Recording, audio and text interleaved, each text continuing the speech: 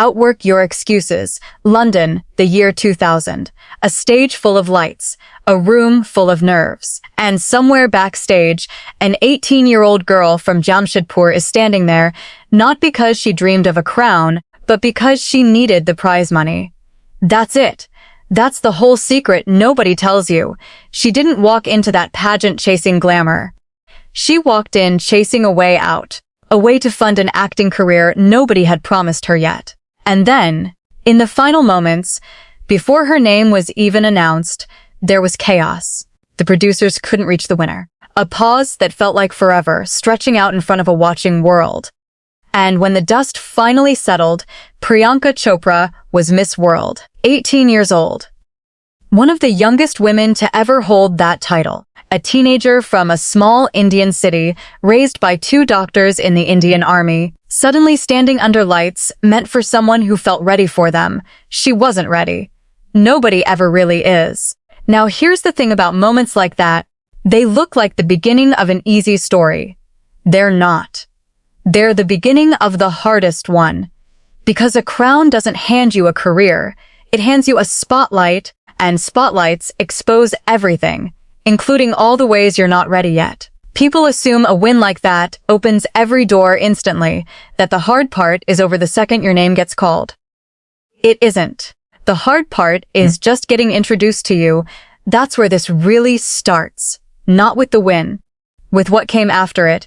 She came home to India as a global title holder, and the film industry welcomed her the way it welcomes most beautiful young women with a crown on their resume. Cautiously, and with 1,000 quiet doubts. Before Bollywood, she even took a small role in a Tamil film, Tamajan, just to get in front of a camera and learn. Her proper Hindi film debut came in 2003, in a film called The Hero, Love Story of a Spy. It wasn't a disaster. But it wasn't a launch either. For a few years, Priyanka Chopra existed in that brutal middle zone every young actor knows, not a failure, not a phenomenon, just present, working, waiting, taking whatever roles came her way, learning on camera, in public, where every misstep gets a headline and every good scene gets ignored. And the industry has a word for actors stuck in that zone. They call them flops. Quietly, in trade papers and gossip columns, that word followed her for years. Imagine that. You win one of the most recognized titles on the planet, and you still have to prove, film after film, that you deserve to be standing in the room. Nobody hands you credibility. You have to keep earning it, on repeat, with no guarantee anyone's watching the effort.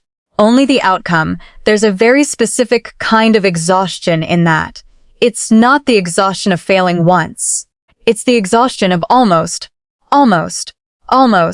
over and over, while people start writing you off in the background.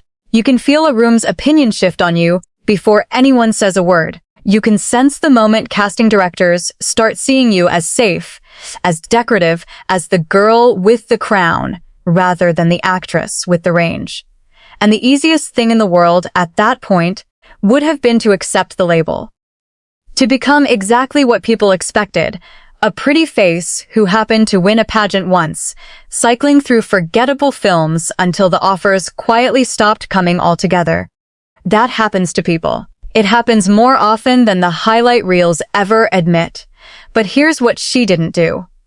She didn't disappear. She didn't get comfortable playing it safe in roles that guaranteed a paycheck and nothing more. In between the disposable films, she kept saying yes to the roles that scared her a little, the ones that asked for more than a pretty entrance and a song sequence. And by the mid-2000s, that persistence started compounding. Hits like Itraz, Muji Shadi Karugi, Bluff Master, films where she was slowly proving she could carry a story, not just decorate one. Then in 2008, one of those swings landed. Hard. The film was called Fashion. She played a supermodel who spirals into addiction and arrogance before finding her way back to herself. It was not a glamorous, easy role. It required her to be unlikable, broken, human, in a country and an industry that generally preferred its leading women untouchably perfect. She stripped that away on purpose, and critics who had spent years hedging on her finally stopped hedging. She won the National Film Award for Best Actress, the highest official recognition Indian cinema gives. Sit with that for a second. The girl once written off as a pageant queen coasting on a crown had just been named the best actress in the country. Not the prettiest, not the most famous, the best.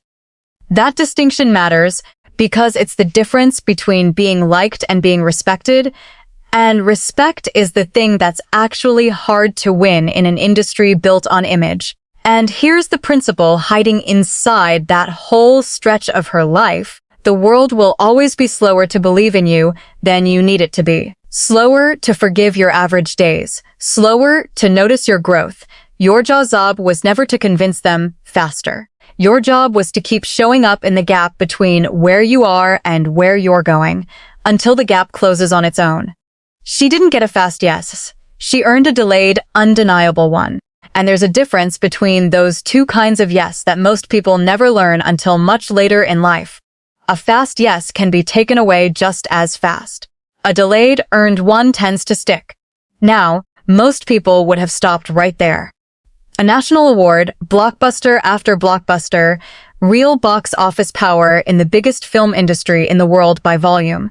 A resume most actors would spend a lifetime chasing. That's a finished story. That's a legacy already. Why risk it? Why walk away from certainty toward a country where you're not a star, you're not even known, where you'd be starting completely over in your 30s instead of your teens?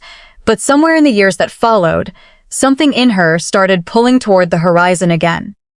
She'd later admit, openly, in a conversation on Dax Shepard's podcast Armchair Expert, that she'd hit real friction in the industry back home, that she'd made enemies she hadn't meant to make, that certain people simply stopped casting her, that she wasn't built for the politics and the schmoozing that came with staying in favor.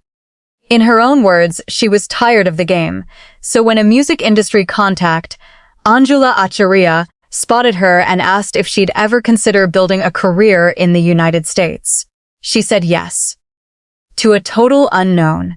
At a point when she had everything to lose in the industry she'd already conquered and absolutely no guarantee of anything waiting on the other side of the ocean. That's the second scene. A woman at the peak of one mountain, choosing to walk down it and start climbing a completely different one, in a country where nobody owed her anything, where her national award meant nothing to a casting director who'd never heard her name. The music career didn't quite take off the way people expected. A few English singles, collaborations with major names, Pitbull, will.i.am, Pharrell Williams. Real rooms, opportunities. But not the singular breakthrough moment everyone was waiting for. And here's where most stories like this end quietly. A talented person tries something bold, it doesn't fully work, and they slide back to what's comfortable. Nobody would have blamed her. She had a whole industry back home ready to welcome her back, the second she admitted the experiment hadn't worked. She didn't slide back. She pivoted again, this time toward American television, a medium that, at the time, Bollywood stars simply did not cross into. It was considered a step down, beneath a film star's status. And in 2015, she landed the lead role in an ABC drama called Quantico, playing FBI trainee Alex Parrish. She became the first South Asian actress to headline an American network television series. Ride that again. Not a supporting role, not a guest spot, the lead. On a major network, a door that had simply never been opened for someone who looked like her in that specific way, at that specific level. It came with brutal, unglamorous work behind it too. A 22-episode order, grueling hours, a physically demanding action role, all while learning a completely different rhythm of performing for episodic American television instead of Indian film. This should have been the clean victory lap. It wasn't, because almost immediately, the attention shifted to something smaller and pettier than the achievement itself, her accent. Her character, Alex Parrish, had grown up partly in Mumbai and partly in America, so to play her, Priyanka went through extensive accent training, working for months to shape a voice that wasn't naturally hers. Blending her real Indian speech patterns with an American cadence the role demanded. And when the show's trailer dropped, A wave of mockery came not primarily from America, from home. Indian tabloids and commentators picked apart her voice, calling it fake, forced, embarrassing, comparing it unkindly to reality show contestants trying too hard to sound Western. She'd later joke about it openly on American late-night television, admitting the hardest part was learning to roll her R's, struggling even with a word as simple as terrorism, turning what should have been a private, humiliating struggle into a public punchline aimed squarely at her. Think about the cruelty tucked inside that moment. She had just broken a barrier that had never been broken by anyone who looked like her. And the loudest response, at least from home, wasn't celebration. It was ridicule over how she sounded while doing it. This is the part of every real journey that gets edited out of the highlight reel, the moment where doing something historic doesn't protect you from being mocked for how you did it, where breaking a barrier and being humiliated for your effort happen in the very same news cycle, sometimes in the very same headline. And this is where the turning point in this chapter isn't one dramatic event. It's a decision about how to hold criticism. Instead of retreating from the conversation, she leaned into it publicly, humorously, unapologetically. On American television, she flipped the entire premise of the mockery on its head. "My real accent is Indian," she said, in essence. "This one, the American one, is the fake one. I built it on purpose, for a job, and it worked exactly the way it was supposed to." She refused to let people shame her for a skill she'd deliberately trained herself into. She stopped treating the mockery as something to hide from and started treating it as something to own out, loud, on her own terms, in front of the very audience that had been laughing at her. That's the principle sitting inside this stretch of her story. Criticism will often arrive loudest exactly when you've done something that matters. The size of the backlash isn't proof you did something wrong. Sometimes it's proof you did something nobody expected you to be capable of doing. The skill isn't avoiding criticism. It's learning to keep walking through it without letting it rewrite how you see your own win. Because if you wait for the criticism to stop before you feel proud of yourself, you'll wait forever. The people who never attempt anything worth talking about are also the people who are never talked about at all. From there, the door that Quantico opened didn't close. It widened. She stepped into her first major Hollywood film role in 2017, playing the villain Victoria Leeds in Baywatch, opposite Dwayne Johnson and Zac Efron. Not the lead, not the safest choice. A villain. A role that demanded she be memorable in someone else's story, in an industry where international actors are so often handed the thinnest, most forgettable parts, background texture rather than a real character. She made it hers anyway, sharp and stylish and impossible to ignore, even standing next to two of the biggest movie stars on the planet.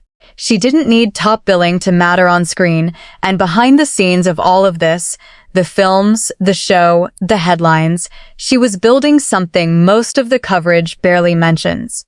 A production company, Purple Pebble Pictures, aimed specifically at telling regional Indian stories that mainstream Bollywood tends to overlook. Stories from languages and regions that rarely get a mainstream platform. Years of advocacy work with UNICEF as a goodwill ambassador focused on children's rights and education. Work she'd been doing quietly since long before Hollywood ever noticed her. Work that never made a trailer or a billboard. A business portfolio built with the same instinct that took her from Bollywood to American network television. See the gap nobody else is filling, and go fill it, whether or not anyone's applauding while you do it. None of this happened in a straight line, by the way. That's worth saying plainly, because the version of this story that fits neatly into a highlight reel always smooths over the mess. There were films that didn't work. There was a period navigating a very public, painful relationship with an Indian film industry she'd essentially stepped back from, complete with its own share of pointed commentary and jabs about a Bollywood star who thought she was too big for Bollywood. There was the sheer physical toll of building a career on 2 continents, in 2 industries, under 2 very different sets of expectations for what a woman in entertainment is allowed to look like, sound like, and want. This is the part of the story where the pattern becomes impossible to miss if you're paying attention. Every single leap of her career, the crown, the national award-winning role, the move to America, the lead on Quantico, the pivot into Hollywood films, the production company, every one of them came with a version of the same choice standing in front of her. Stay where it's safe, where people already believe in you, where the outcome is predictable, or walk toward the version of the work that scares you, where you might actually fail in public. She kept choosing the second one, not because she was fearless. Nobody who's honest about their own life is fearless. She's spoken openly, more than once, about self-doubt, about the exhaustion of proving herself over and over in industries that weren't built with her in mind, about feeling like an outsider in rooms she'd technically already earned a seat in. She chose the harder path anyway, because she understood something that's easy to say and brutally hard to actually live by. The outcome was never guaranteed, but the attempt was always going to teach her something the comfortable choice never could. Winning wasn't really the goal. Staying in motion was. And notice what never happened in this story. She was never handed a single one of these moments. Nobody gifted her the national award. Nobody gifted her Quantico. Nobody gifted her the confidence to make a joke about her own accent on national television instead of shrinking from it. Every single one of those moments came after months, sometimes years, of unglamorous, invisible effort that nobody was filming. Accent coaches and script read-throughs, auditions that didn't go anywhere, industry meetings where she had to fight to be taken seriously as more than a former beauty queen. The output people saw was always just the tip of a much longer, much less photogenic process. And that brings us to the actual point of telling you all of this. Because this was never really about her. It's about the space between where you are right now and the thing you keep telling yourself you're not ready for. The application you haven't sent. The pivot you keep talking yourself out of. The version of your work that might get mocked, might get compared, might not land the way you hoped on the first try. Somewhere in your life right now, there's a version of that Quantico moment waiting for you. A door nobody who looks like you, or comes from where you come from, or started where you started, has walked through yet. And somewhere close behind it, there's a version of that accent criticism waiting too. People who will notice the moment you try something bigger, and instead of applauding the attempt, will pick apart the execution. That's not a reason to stop. That was never the signal to stop. It's actually the opposite. It's usually proof that you're finally standing somewhere that matters. Think about your own version of that middle stretch. The years where she was labeled a flop before fashion ever happened. The years where nobody was writing anything flattering about her, where the work was quiet and repetitive and completely unglamorous, and the only thing separating her from every other talented person who quietly faded out was that she never stopped taking the next audition, the next risk, the next uncomfortable yes. That's the part nobody wants to sit in. Everyone wants the crown moment, the Quantico moment, the billboard in Times Square moment. Almost nobody wants the years of being underestimated that have to happen first. But that's exactly where the actual work of a life gets done. Not in the highlight. In the stretch before it, when nobody's watching and quitting would be the easiest, most understandable thing in the world. Nobody outworks every excuse in one leap. She didn't either. It happened in stages. A crown that didn't guarantee a career, years of being underestimated that didn't guarantee a comeback, a bold pivot to another country that didn't guarantee a hit, an accent that didn't guarantee acceptance. Every stage had its own excuse, ready and waiting, fully justified, completely reasonable, sitting right there for the taking. And every single time, the choice was to work past it instead of settle into it. So here's what I actually want from you before you close this video. Somewhere in your life right now, there's one word that captures the thing you're chasing, the goal you haven't said out loud yet, the door you haven't walked through, the excuse you're finally ready to outwork. I want you to type that one word in the comments. Not a sentence, not an explanation, just the word. Let it be the first honest step toward it. And if this story moved something in you, the way it moved something in me, putting it together, stay, subscribe, and become part of the Golden Grace family, because this is exactly the kind of story we tell here, again and again, real people, real setbacks, real turning points, and the proof, over and over, that your golden chapter hasn't been written yet either. It's just waiting for you to stop making the case for staying still and start making the case for yourself.